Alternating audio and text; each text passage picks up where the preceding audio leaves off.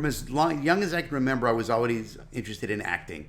I did school plays. I did some after-school theater things. And then also, I had a love of radio as a child, listening to the DJs. Hey, 720, good morning! And I said, I love when those guys are funny. I want to do that. And I realized that part of being funny is being able to do characters and doing the acting that I had always done as a child. So I realized after doing radio and being a disc jockey for a while that just the character acting part was really cool, combining the wackiness of characters and the joy of acting and being in front of a microphone instead of having to worry about the pesky being on camera. Oh, how's my hair? I realized there's a world of voiceover, of doing not only cartoons and stuff, but just narrations and commercials and stuff, and just being able to walk in front of a microphone, slightly altering my voice and having a grand old time. Oh, I've waited a long time for this. I remember that as a child, my mom would buy me all sorts of crappy kids records, which for people of a certain age, perhaps you remember such kids records. I guess because they were in the record department of the department store and they were on sale.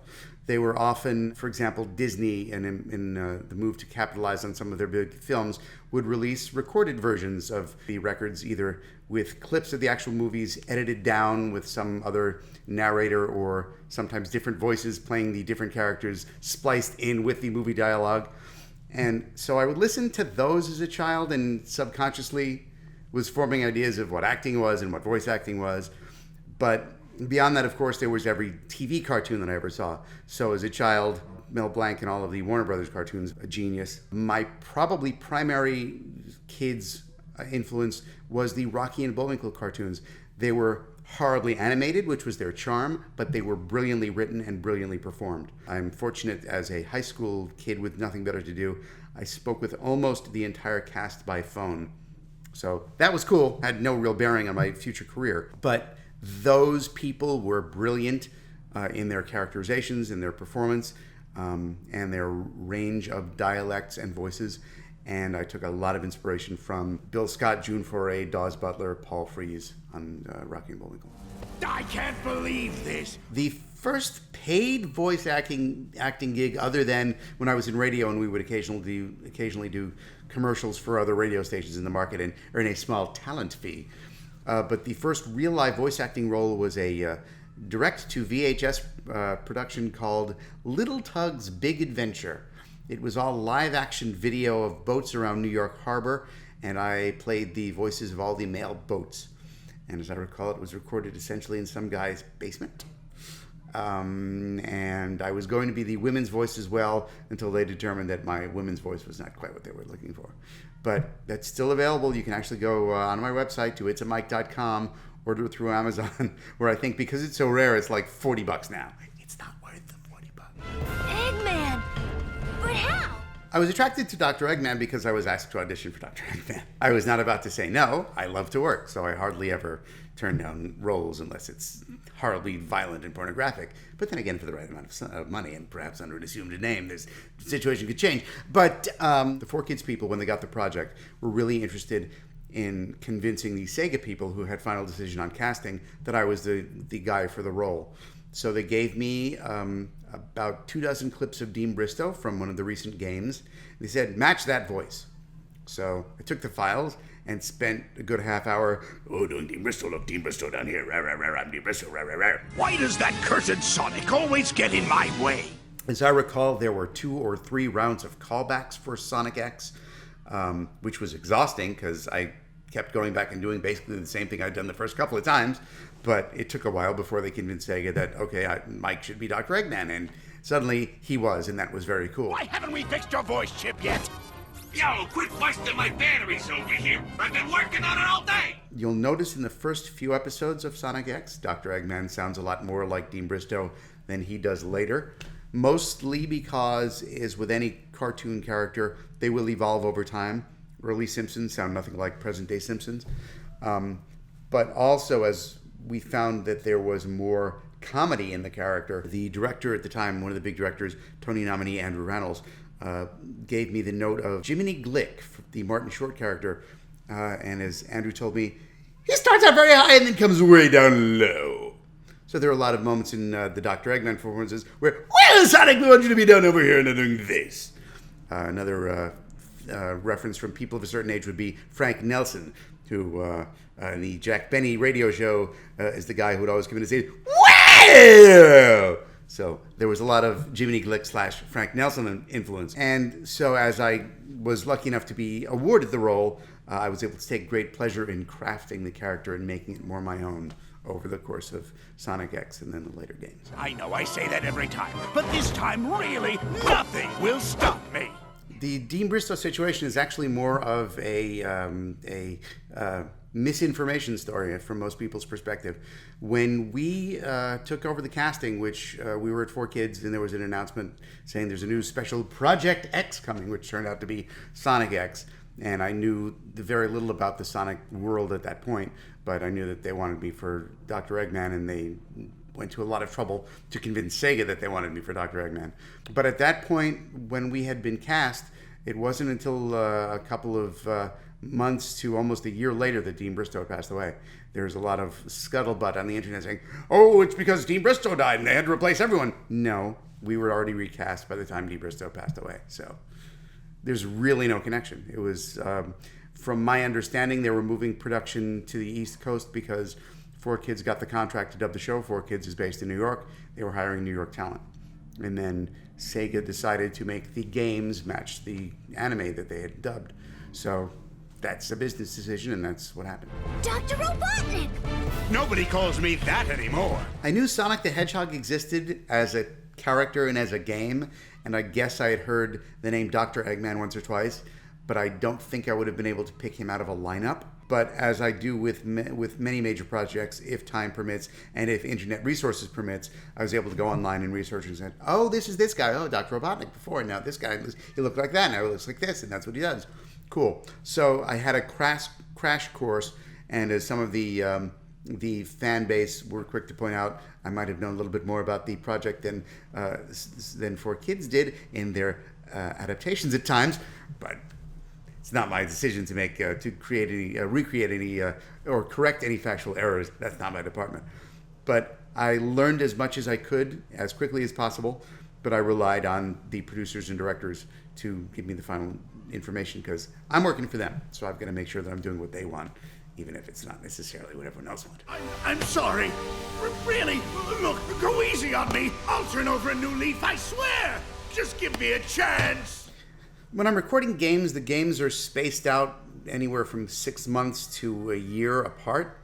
So the challenge of recording the games is very often, I haven't done this in 6 months. What did this sound like? But I will usually, I will occasionally see character artwork.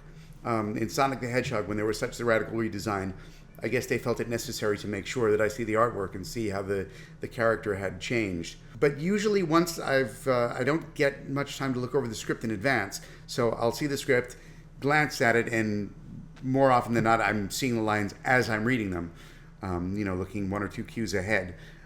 And it's that's the time when I'm making my character choices and realizing, oh, he's really evil and threatening to kill people and blow them up with heavy weapons.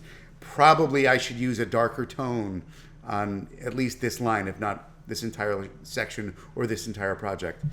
So it goes with the script and also with notes from the directors and producers, because it's really not up to me. It's not my character. I'm just the talent.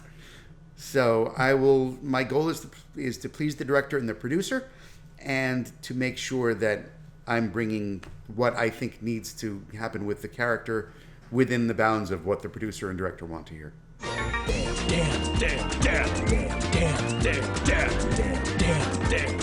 You're going straight to hell. Sonic games, not being, say, Call of Duty games, aren't normally expected to have huge, horrible four-letter words, and generally they don't. It sounds like being a princess isn't that easy.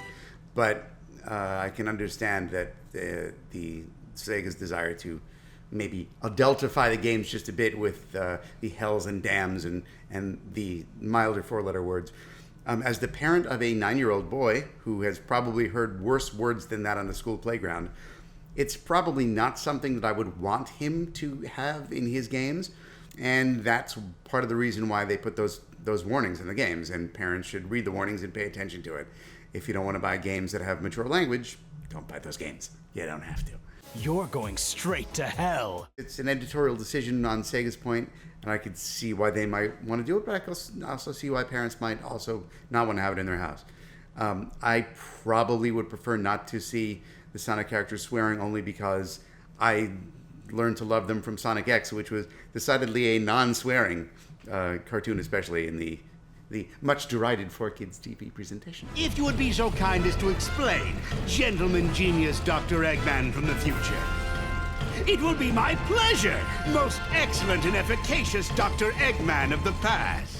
When I was recording Sonic Generations, which would have been the winter of 2010, either late 2010 or early 2011, because there's about a 1 year lead time from the time the voices are recorded to the time the game actually hits the store. That was when I saw the character design and was suddenly doing the character. Let me just say that this was a brilliant plan that you came up with. Don't get too self-righteous. It'll be your plan pretty soon. Is there any difference between them, I asked? Not really. Make them sound the same, because of course, obviously, I did not play classic Dr. Robotnik. At the time, it was someone else. So I was basically doing the current Dr. Eggman voice for both characters. And I wasn't recording to animation, it was just recording wild lines with a script. So it was just me reading dialogue. And I'm trying to remember, I think that the lines were done in order, so it would be Dr. Eggman, the new Dr. Eggman, classic, new, classic, new, classic. So it was just basically me reading dialogue to myself. Oh, you're doing this line. Now you're doing this other line. Oh, it's this line. Now this other character. Oh, okay. So, yeah, it was basically me having a conversation with myself. And I think we were doing 3 in a row. So that's the only thing that kept it from being like a normal conversation. Because in normal conversation, you don't repeat the same line, don't repeat the same line, don't repeat the same line 3 times in a row. Wow. Will I really get that crazy? As I recall, when we were recording Sonic X, which was obviously the first exposure to the character, and the ho ho ho laugh came in, I think I opted for a more Santa Claus-esque delivery, because that would have been my natural pitch range. But I believe the director/producer were the ones who were saying, oh no, we wanted more of a high-pitched kind of a thing. And my reaction, I believe, was more along the lines of, really? All right then. And so, because my job is to please the producer, that's what I gave them. I was never particularly thrilled with that, but that's mostly because if it was my character and I was creating it from scratch, I wouldn't have done that.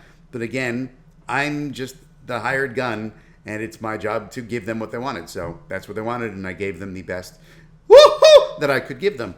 And it's a little known fact that I now like to share because the statute of limitations has expired.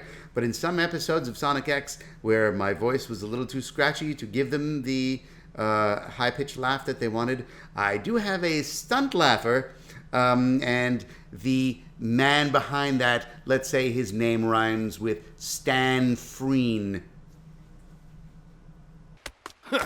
He's pretty cocky. Eggman, target acquired. Locked and loaded, fire. What? Goodbye, Doctor. The magic of video games, not that I play them myself much, but I do know enough to realize that you get basically an unlimited number of lives. Every time you restart the game, you get another new set of lives. So if you're going to die in a video game, you might as well die in a video game rather than real life, because you'll be back in just a minute after the sorry you've died scene. Eggman, as lovable as he can be, he's a bad guy, and yes, I guess I approve of capital punishment in the instance of a fictional bad guy in a video game. So, yeah, sorry, best of luck to him. Shut up! I like doing voices that make me laugh, because the goal of me working and performing is to have fun. So the voices that have made me laugh in the past are Meat from Ultimate Muscle, who is one of my, was the first regular series role that I got, really. And Meat's voice was funny. Meat just sounded like a big truck driver. I have fun doing this voice, so I had fun performing this voice. Other 4Kids roles, which were surprisingly similar to Meat, were Bonaparte from Yu-Gi-Oh! GX. Not a much loved series from what I understand, but I loved doing the voice because it was basically an effeminate sounding Meat. It sounded like Meat, but there was a little bit of this going on, which was interesting. but the same basic voice, kind of a Harvey Fierstein-esque type performance, and that made me laugh. Then later on, there was Big Oriki and Gogo Riki, who was basically a slightly more educated me. It was what like this. Look, now I'm Big Oriki, but I'm not quite so urban. Those are the voices that made me laugh. In Sonic X, in addition to being Dr. Eggman, which was spectacular, I was also Ella the Maid, the casting of which also made me laugh. Look, I'm Ella the Maid. I sound nothing like I should sound like this, but I do. I'm Ella the Maid. So, voices that make me laugh make me happy. I'm gonna dedicate the rest of my life to forgetting it. Usually when we're recording for dubbing stuff, it's recording all by myself. But I have done shows, specifically the Ninja Turtles were recorded, at least the early episodes that I did were recorded en masse, as they say. Most of the time, though, I'm recording individually. I like the dynamic of at least recording with one other person, the two-person read, as we call it, because it's fun to be able to act and react and interact. But I prefer, I guess, recording with someone else when possible. Not always possible, but I'm quite content recording all by myself because most of the time I have to anyway. Ratatouille. Ratatouille, there's a company in Brazil who apparently their raison d'être, as the French would say, their whole point of existence is to take popular films and create their own versions of them. The most notable, perhaps, that I've been involved with is Ratatouille, which does sound vaguely similar like a movie about a certain type of French food that might sound like ratatouille, but it's not the same thing at all, of course. It's the story of a mouse who wants to run a restaurant and all his little mousy friends that are living in the restaurant. Most notably, apart from the crude storyline, is the even more crude animation. As I recall, the other productions that this company has done, they did a piece called Little Cars. Can't imagine what that's based on. And I think in one other piece, my character basically looked like an animated sack of potatoes. Just a burlap bag with a mouth. And it wasn't supposed to be. It was supposed to be something else entirely, but it wasn't very well done. And there's a particular gentleman in the New York area who specializes in cranking out dubs of these pieces of cinematic brilliance. And he will hand you a check when you leave, which is why many people will work with him. So he cast me in this, and I wasn't being picky. I knew that I would leave with money. And it's unlikely that anyone will see it, except I know that I did see a copy at a bookstore and bought it because it was there. So, I must buy this. It's a job, and I have no regrets. It's just something that needed to be done, and fine. So, yeah, Ratatouille exists. I also narrated the trailer for it, if you want to call it a trailer.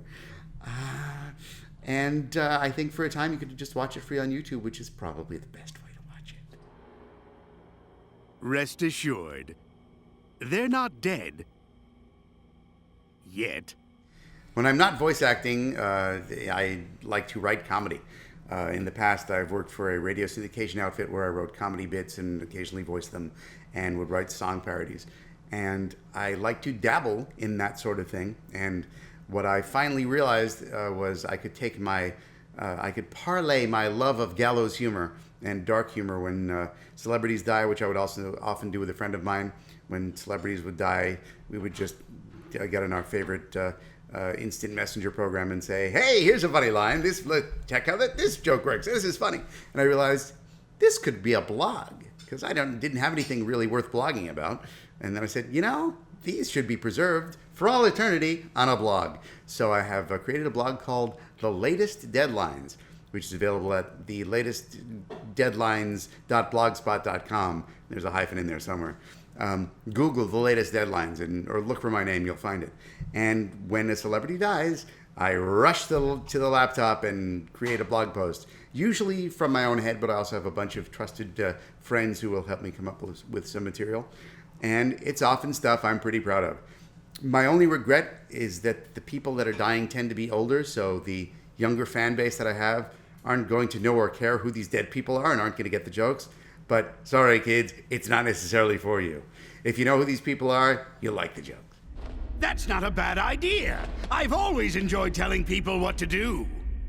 If you've got too much free time and would like to learn more about me, you can visit my personal website at itsamike.com, ITSAMIKE. You can also find me on Facebook and Twitter, and when there's something worth mentioning, I have a status update. Or when celebrities die and I want to direct people to the website, I'll do a status update. And if you're going to be my friend on Facebook, don't badger me with small talk.